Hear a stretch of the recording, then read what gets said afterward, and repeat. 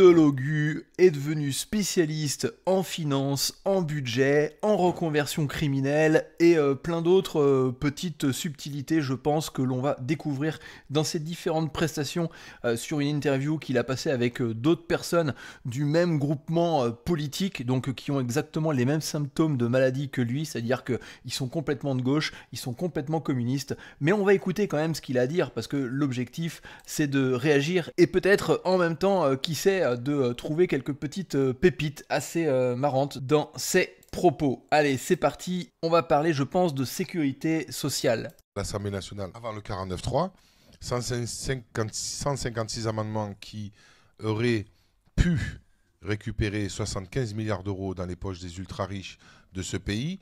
Alors les 156 amendements dont il parle, effectivement, ils ont du côté LFI voté beaucoup d'amendements, mais c'était pas simplement pour récupérer des thunes dans les poches des méga riches. Alors faut se dire que les méga riches, c'est les seuls aujourd'hui en France qui permettent de soutenir toute la dette de la France. C'est les seules personnes qui sont taxées à outrance pour pouvoir engraisser les poches de ce type de personnes. Donc ça, faut bien comprendre ça aujourd'hui. Il n'y a pas que les ultra-riches, hein. Toi qui payes des impôts, qui te lèves tôt, qui travaillent, eh bien eux ne travaillent pas, mais par contre, tu les payes. C'est des mecs qui sont assistés par la société, avec l'argent des Français, de ceux qui travaillent et qui créent de la richesse en France. Les 150 et quelques amendements qu'ils ont votés n'avaient qu'un seul objectif, c'était de torpiller et de pousser le gouvernement à utiliser le 49.3 pour leur mettre une petite douille et faire en sorte que le gouvernement Barnier dégage. Il n'y avait aucun autre objectif. D'ailleurs, tu avais des trucs complètement utopistes dans les différents amendements qui étaient proposés, comme par exemple confisquer les subventions qu'il y avait pour les handicapés français, de telle sorte à donner cet argent-là à des enfants immigrés qui arriveraient en France et qui auraient besoin d'un soutien psychologique. Donc tu vois qu'on avait quand même pas mal de dingueries dans les différentes propositions. Qu'ils ont d'ailleurs eux-mêmes, ces ultra-riches, bénéficié de 60 milliards de cadeaux fiscaux pendant 7 ans. Donc Alors c'est pas des cadeaux fiscaux, c'est simplement le retour des impôts qu'ils ont payés. Comme le dirait un certain Victor Ferry, c'est le fait d'avoir moins payé d'impôts, de récupérer ces subventions. Moi, je dis autre chose, je dis simplement que ces personnes-là, effectivement, ont récupéré des subventions de l'État, mais je dis surtout que ces subventions, ils les ont largement remboursées par le fait de rester en France et de payer des impôts en France.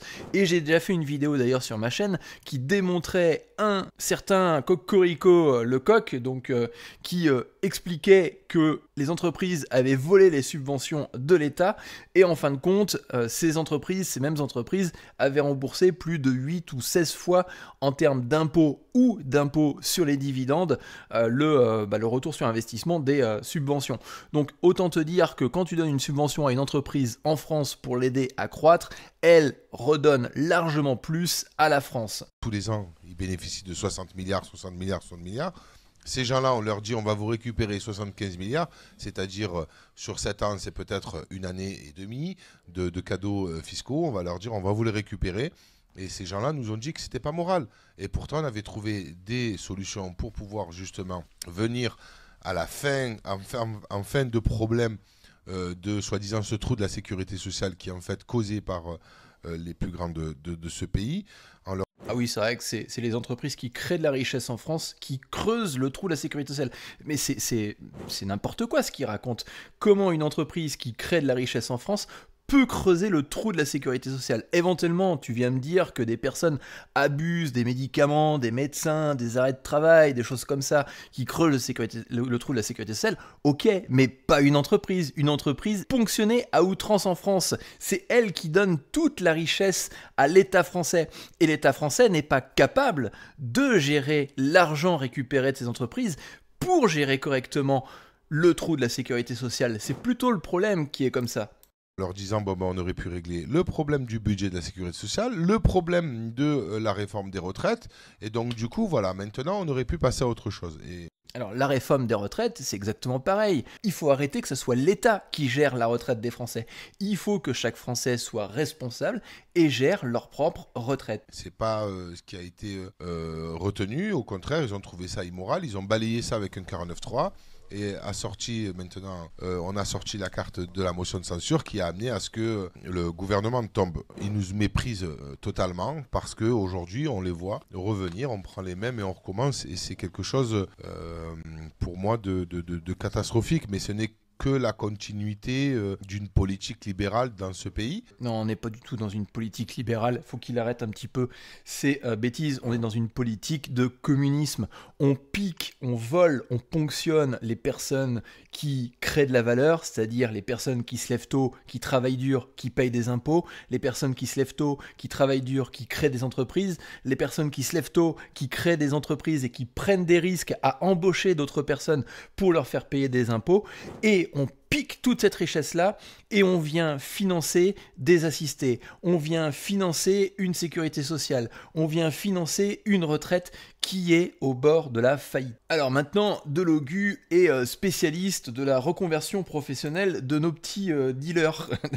Où on a aussi, donc dans ce thème-là, c'était lutter contre le blanchiment d'argent et briser l'omerta sur le statut des repentis. Parce que, en fait, si tu veux, la personne qui aujourd'hui a vendu toute sa vie du cannabis et qui est rentrée en prison à cause de ça, si on demande la légalisation du cannabis et que l'acheminement du cannabis soit bien géré par l'État français, amène à ce qu'on peut se poser des questions sur les personnes. Non mais t'entends la dinguerie?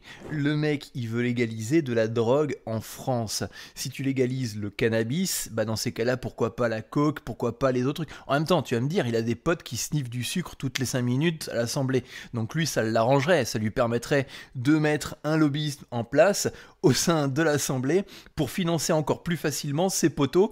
Et puis bah forcément, c'est pas ces poteaux qui payent, hein, c'est les impôts des Français derrière qui vont trinquer compte tenu du fait qu'ils vont faire passer ça dans des frais administratifs pour avoir un petit soutien moral, tu vois, parce que être député, bah, c'est compliqué. Les personnes qui ont été pénalisées auparavant et on leur donne la possibilité justement de vendre et de régir cela. T'imagines un peu, le mec, il est en train de faire quelque chose d'illégal en France et on lui propose de pouvoir créer un business là-dessus. Demain, je te plante à coups de couteau, eh bien, je te demande la permission de créer un magasin de couteaux. Voilà, c'est ça, c'est exactement la même problématique. On veut transformer des délinquants en des businessmen dans un domaine qui n'est pas légal en France. Ça sert strictement, enfin, ces propos sont complètement lunaires. Enfin, je veux dire, t'as des mecs qui sont au gouvernement, qui sont payés je ne sais pas combien par mois, au moins 7 000 € par mois, sans compter les petits frais et puis bah, les avantages qu'ils peuvent avoir à droite et à gauche, pour inventer des âneries pareilles. Ça évite en fait, en quelque sorte, de les renfermer et de les laisser peut-être aller devoir peut-être vendre une autre drogue. Si ces personnes-là... Non, c'est bien ce que je dis, hein. Si tu légalises le cannabis, bah, ça veut dire que tu laisses la place à tout un marché supplémentaire. Donc dans ces cas-là, ce qui va se passer, c'est pourquoi pas est-ce que tu légaliserais justement ce nouveau marché qui arrive en France. Et puis bah si tu légalises ce nouveau marché, bah dans ces cas-là, c'est porte ouverte à absolument tout et n'importe quoi. Non, faut pas partir sur ce terrain-là. Éventuellement, le gars, tu lui trouves une autre conversion, je sais pas ce que tu lui fais, mais il paye ses bêtises. Il paye le fait d'avoir été jugé. Il paye sa place en prison, il paye les frais qui coûtent à la France et point barre, terminé. Qui aujourd'hui ont vendu et ont été pénalisés à cause de cela et sont rentrés en prison, on leur laisse la possibilité de pouvoir venir et d'ouvrir un commerce et d'être régi par la France. Non mais c'est du grand n'importe quoi ce qu'on entend quand même. Enfin je veux dire, les mecs, on les paye à trouver des idées complètement saugrenues comme ça. Allez, on va s'en taper une petite dernière pour la route, parce que franchement, le Delogu, il nous donne du grain à moudre, et vraiment c'est de la pépite.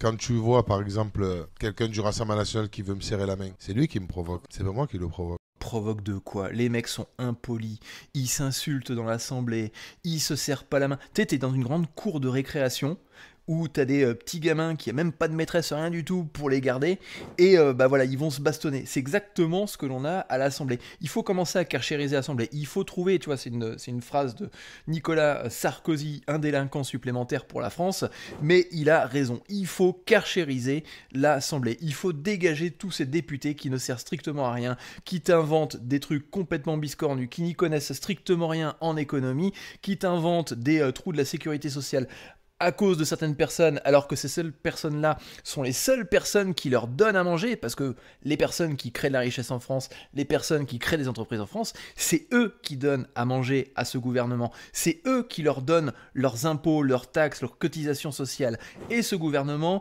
n'est pas capable de gérer correctement l'argent qui leur est mis à disposition. Et en plus de ne pas être capable de gérer de l'argent à disposition, ils sont pas capables de trouver des solutions saines pour la France. Et qui plus est, ce sont des personnes qui sont mal polies. Et notamment quand tu vois ce type d'énergumène, effectivement, tu te poses la question, enfin moi la question que vraiment je me pose, c'est qu'est-ce qui fiche au gouvernement ce gars?